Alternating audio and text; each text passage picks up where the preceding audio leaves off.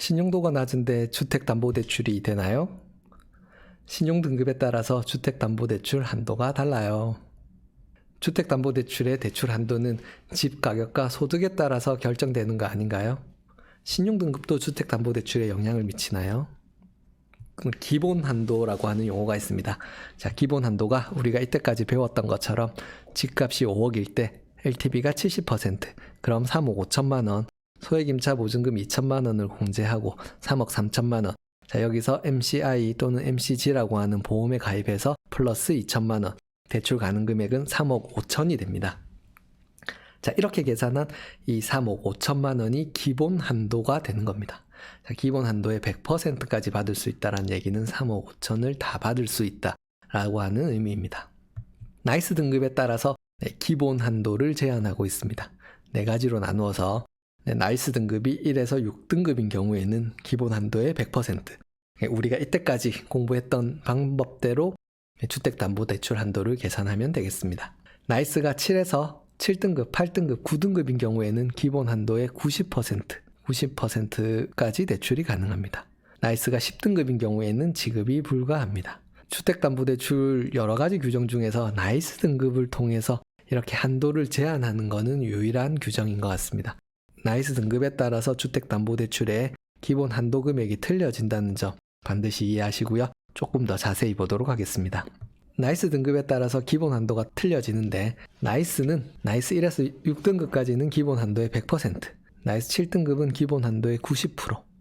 그런데 나이스가 7등급인 경우에 DTI가 60% 이내이거나 증빙소득이 1,500만 원 이상이면 기본 한도의 100%까지 할 수 있습니다. 자, 그 다음 나이스가 8에서 9등급, 나이스가 8에서 9등급인 경우에도 기본 한도의 90%, 기본 한도의 90%인데 DTI가 40% 이내이거나 증빙소득 3천만 원 이상인 경우에는 기본 한도의 100%를 그대로 할 수 있습니다. 자, 신용도가 조금 낮아지면 증빙소득이 조금 더 높아야 대출이 100%까지 다 가능하다, 이렇게 이해하실 수 있고요. 나이스가 10등급인 경우에는 지급이 불가합니다. 자, 이렇게 나이스 등급에 따라서 대출의 기본 한도가 달라진다라고 하는 점은 실무적으로 굉장히 주의해야 될 점이 있습니다. 자, 먼저 수습이 불가능하다.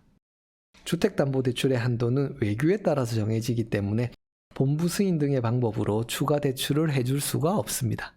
자, 즉 내가 기본 한도의 100%로 주택담보대출을 상담을 했다가 손님이 되는 줄 알고 가서 주택 계약을 하고 왔는데 다시 심사해 보니까 100%까지 한도가 안 된다. 자, 그런데 차주는 내 말을 듣고 계약은 이미 하고 왔고 우리는 대출을 해줄 수 있는 방법이 없다라고 하면 민원의 소지가 될 수 있습니다. 자, 그러니 주택담보대출 할 때도 반드시 이 점을 유념하셔야 됩니다. 자, 그렇기 때문에 주택담보대출 상담 시에 반드시 신용도를 파악하셔야 됩니다.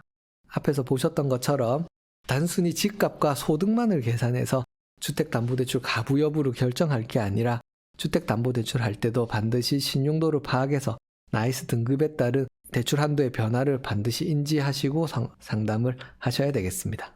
자, 이번 시간에 나이스 등급에 따라서 주택담보대출 한도가 달라진다라고 하는 거 봤습니다. 반드시 주택담보대출 상담 시에도 차주의 신용도를 파악해서 주택 상담을 하려는 습관을 들이셔야 되겠습니다. 이번 시간도 집중해서 들어주셔서 감사합니다.